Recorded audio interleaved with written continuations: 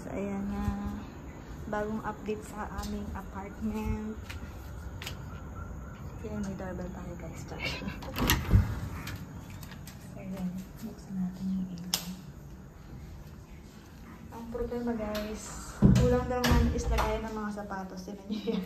Oh no! So yan. Look nyo guys, ayan. Ayan yung dinideliver kanina. Na sofa. Ayan.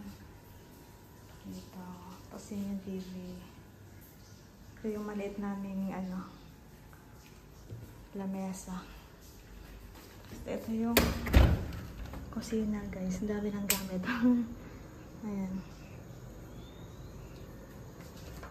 Ang dami na namin mga gamit-gamit.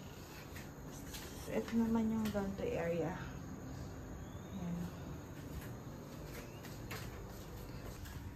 Tapos dito guys is yung kwarto naman ni Ate Myla. So nakipagpalit sila ng kama sa akin kasi nga hindi kasya sa kanila yung maliit. So yan. Nilagay nila kuya yung malaking bed dito. Tapos dumating na lang pa yung mattress nila.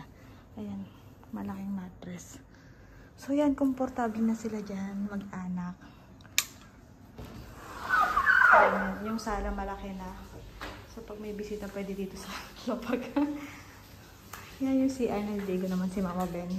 Update ko kay mamaya. So, pagbukas mo, hinati sa dalawang room to, kaya lang wala pang division, guys.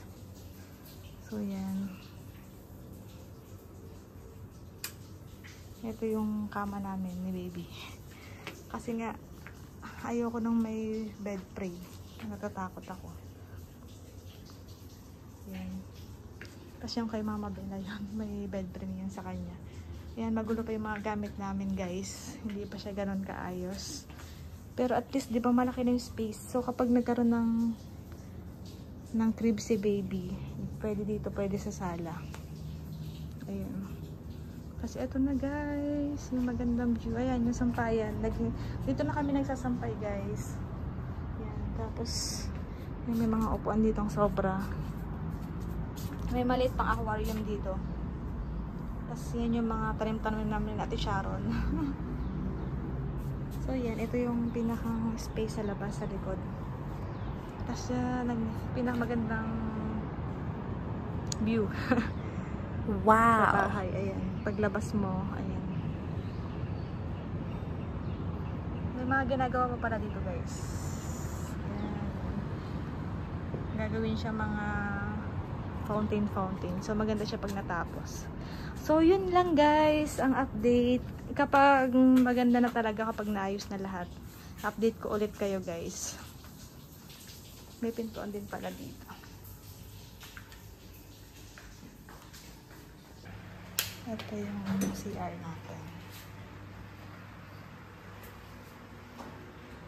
Hello. Yan guys.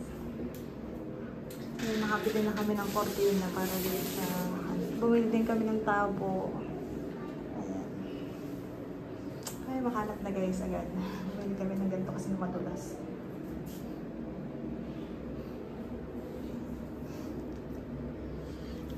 Ay, sobrang laki na ng tiyan ko guys.